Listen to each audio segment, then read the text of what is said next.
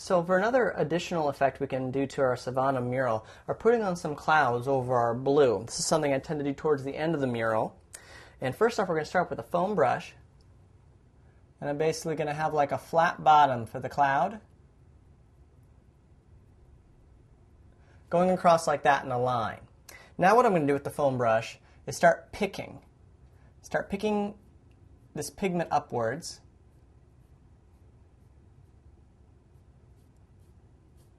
Greater in the middle, less at the end. And you're like, well, that still doesn't look like much of a cloud to me. And that's okay because we're not done yet. Now we're going to take a small brush, get some more white paint on there.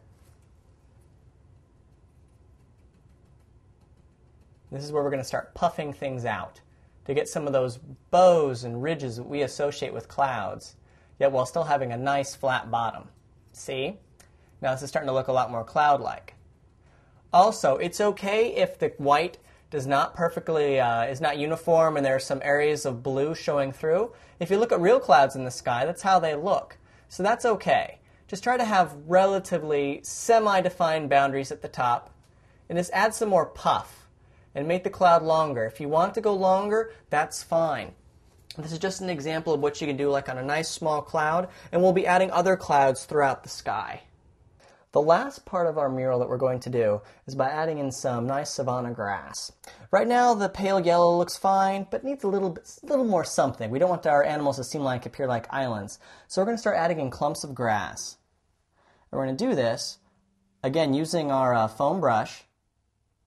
You're just going to start putting in clumps of little clusters of grass, like so. And after a while, you can then start to kind of quickly drag your foam brush over the clumps you've drawn. And you'll notice that after a while, the grass is starting to look like a nice little area of vegetation. Now, I don't suggest doing this over the whole wall. Maybe if you have a couple of extra years lying around, you can do that. But it is kind of a nice little extra touch to have just a couple of areas where you have some grass going on. This is the savanna. It's all supposed to be grass here. The lions out lazing in the grass. The meerkats are on the rocks surrounded by the grass. So definitely make sure you have some grass on here. You don't have to have it be solid. Now, different colors that work for this. I'm using basically kind of close to a mustard yellow, which is nice because it stands out among the pale yellow that we've already drawn in for our savanna. You can use green, but I would highly recommend having a very yellowish green. The savanna, is not the grass in your front yard.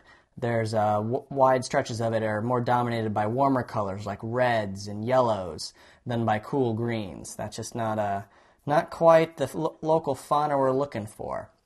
So what we're going to do is we're basically going to repeat this step throughout our mural to have at least probably around 15 to 20 different clusters of grass, and then you'll essentially be done with your mural. We're going to take actually a couple of larger shots after I finish up the grass to kind of show the different finished products on the areas we've done today.